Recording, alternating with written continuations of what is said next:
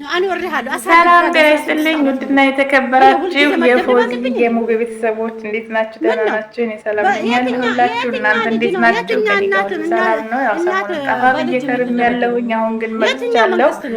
አካውንቴን እንግዲህ ያው ዩቲዩብ እየተንቀሳቀሰ አይደለምና ሸር አድርጉልኝ፣ ላይክ አድርጉልኝ፣ እንዲሁም ሰብስክራይብ አድርጉኝ ማለት ነው። ዛሬ ሶስት ነገሮች ይላል። የመጀመሪያው እናቱን በዚህ ልክ እየተመለከተ ያለ ወጣት እንደው በህግ ቢጠየቅ እንዲሁም ደግሞ እንዳይሞት እንዳይድን ተደርጎ የእናቱን ጭንቀት እሱ ላይ ቢሆን ብዬ ተመኘሁኝ። እንደ እናት አንድ ወጣት ልጅ እናቱን በዚህ ልክ ዋጋ የሚያስከፍለው እንደው ምን ያህል ሞራል ቢኖረውና ምን ያህል ልብ ቢኖረው ነው ብዬ ራሴን ጠየቅኩት። እኔም የወንድ ልጅ እናት ነኝ። ነገ የኔም ልጅ ማደጉ አይቀርም እና እኔ ብሆንስ ብዬ ነው ያሰብኩት። በዚህ ልክ ጊዜያችን ምን ያህል እንደተበላሸና ጊዜያችን ምን ያህል እንደተጨማለቀ የተረዳሁበት ቪዲዮ ነው። እና በመጀመሪያ ሁላችሁም በየእምነታችሁ ልጆቻችንን ሀቲማቸውን መጨረሻቸውን አሳምርልን ብላችሁ ዱዓና ጸሎት ማድረጋችሁን አትርሱ። እኔ በጣም ነው የፈራሁት። የመጨረሻው ዘመን የመጨረሻው ጊዜ ላይ ደርሰናል ብዬ ነው ያሰብኩት። 18 ዓመት ሙሉ ለፍቻ ሳድጌህ አንተ እኔን እንድትመታኝና እንድትደበድበኝ ማነው መብትና ስልጣን የሰጠህ እያለች ስትል ፊቷ ላይ ያለውን ጭንቀት በደንብ ስታውጥ የምታሳዝን እናት ናት።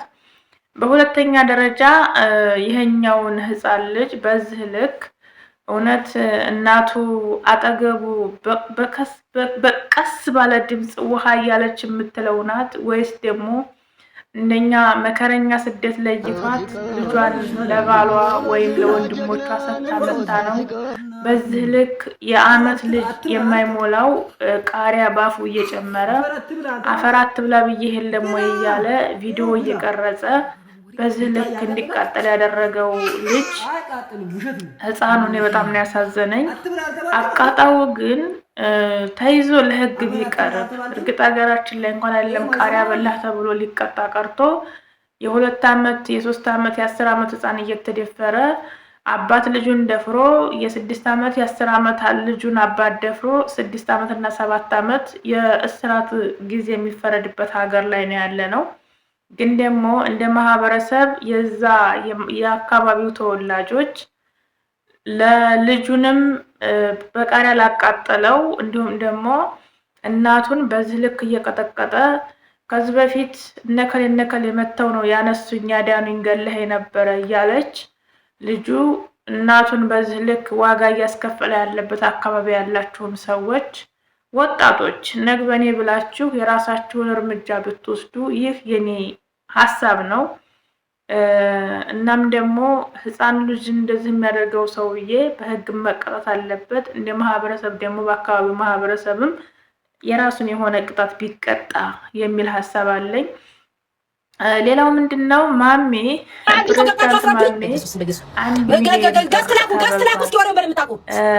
አሁን የማሜ ያመጣሁላችሁ እዚህ ጋር ለምን ታውቃላችሁ? እኔም እንግዲህ ቲክቶክ ላይ ያያችሁ ብዙ ሰው ነው የኔም ብር ወሰደብኝ። ግን ደግሞ የአደራ ወይም ደግሞ ዋሱ ወሰደች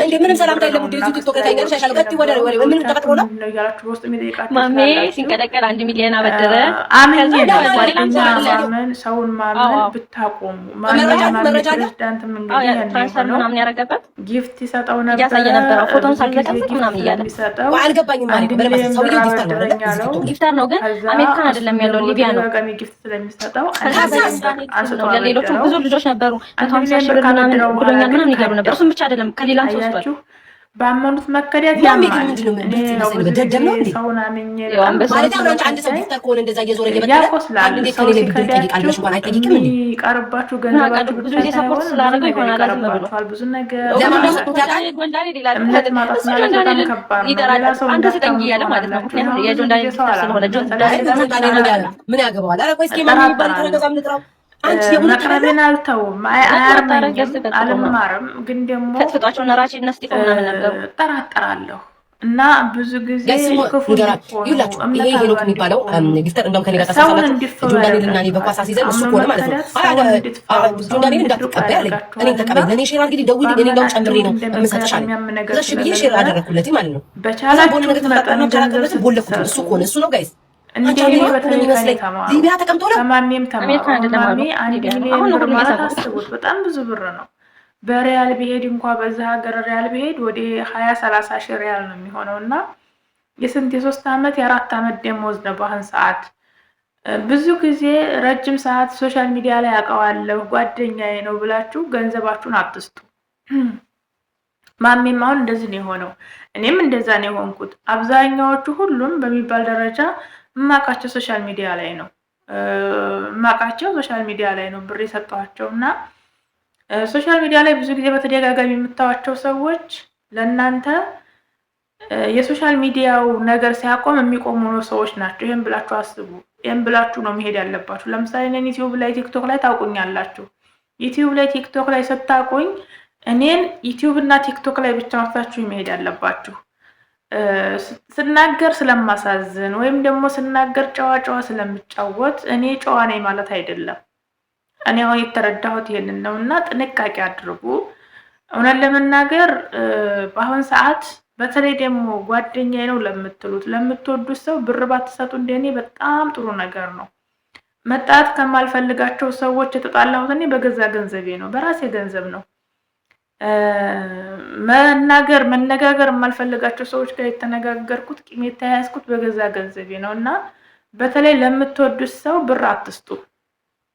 የምትወዱትን ሰው ምንም ነገር ጥቅም ጋር ታገናኙ።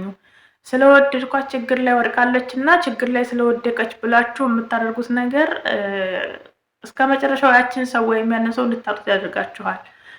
አንድ ጓደኛችሁ ተቸግራ ከሆነ የማይመለስ ነገር አድርጉላት። ለምሳሌ ብር ከሆነ በቃ ጓደኛዬ ስለሆንሽ ብቻ አድርጌልሻለሁ ብላችሁ እንደማትመልስላችሁ አስባችሁ ስጡ እንጂ እንደ ሰው ብድር ነው ትመልሽልኛለሽ ብላችሁ መስጠት ብራችሁንም እሷንም ማጣት ነው። እኔ ጋር የተፈጠረው ይሄ ነው። እንግዲህ ወደ 4000 ምናምን ብር 4000 ምናምን ሪያል እንትን ያለችኝ ይሄንን ኻዲጃ የሰጠችኝ ልጅ ናት። ይሄን ስጦታ የሰጠችኝ ልጅ ናት። ገባችሁ? ይሄን ስጦታ ሰጣኛለች። በጣም ብዙ ስጦታ ሰጣኛለች። እኔም በአቅሜ ሰጥቻታለሁ። የሰጠኋትን ሰጥቻታለሁ ልፈልጌ ሳይሆን እኔም በአቅሜ የምችለውን ሰው የሚችለውን ነው የሚያደርገው። በአቅሜ እኔም ጓደኝነታችን እዚህ ድረስ ነበረ። አሁን እቺ ቲክቶክ ላይ የከሰስኳት ልጅ ማለት ነው። ግን ደግሞ ምን አለ መሰላችሁ አንዳንድ ሰው ከእናንተ የሆነ ነገር እስከሚያገኝ ድረስ በትንሽ ነገር ይይዛችኋል። ትልቅ ነገር ሲያገኝ እናንተን እንደማያውቃችሁ ሆኖ ነው የሚያልፈው። በጥቅሉ ምላችሁን የፈለኩት ሰውን አትመኑ። ሰው ማመን ዋጋ ያስከፍላል። ሰው ማመን ብዙ ነገር ይቀማል። ደግነታችሁን ይቀማችኋል።